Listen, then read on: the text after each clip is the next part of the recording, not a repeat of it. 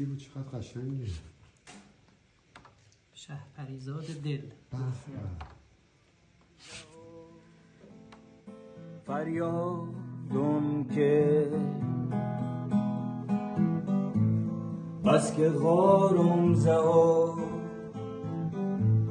آهم کشی و دارم که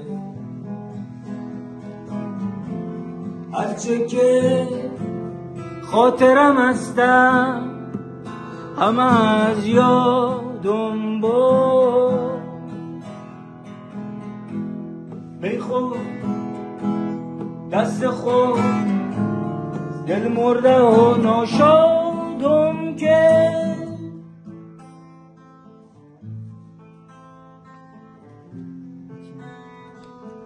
دل ناخدا شما بگوید. ناخدا؟ آره ناخدا محمد سلامتی.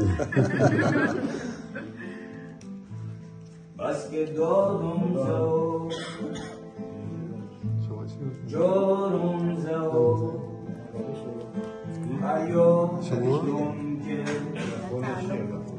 تعلق بس که غارم زو. یکی از خانم‌ها که سنش بالاتر بود، من جلو میرفتم، با من شوخی کرد، گفتش که آقای ناوریان نرو که پریزاد تو رو میبره.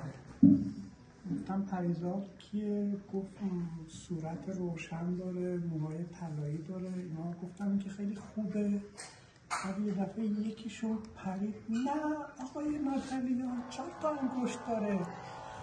یعنی در عین حالی که زیباست از دید آدم‌ها، کسی که شست نداره نمیتونه کار کنه. داشتم اینا رو برای خودم میخوندم و زمزمه میکردم. تو مسیر برگشتم از قشم با قایق اومدم برگردم، ناخدا بود و من هیچ مسافر دیگه ای نبود. گفت بریم، گفتم بریم. کسی نمیاد مسافر؟ گفت نه دیگه شمایید.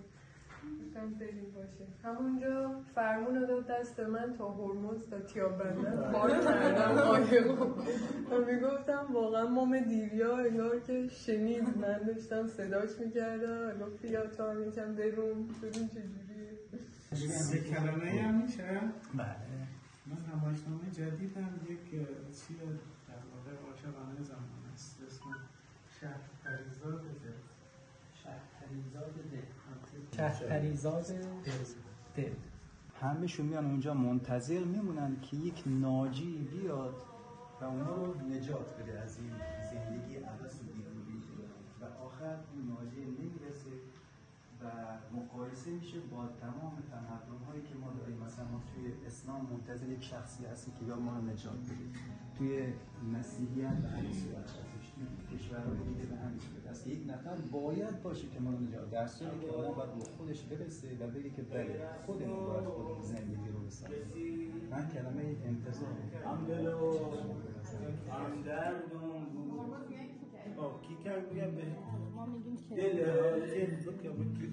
خشکیده خود از باران تابان که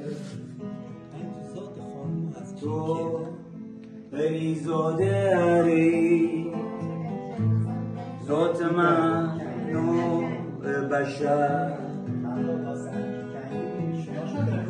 به امید تو پری بی خوب پریزادم که سر پیری دل دیوانه خود از دستم داد کلمه این نیز بگذرد. آفرین. دست خود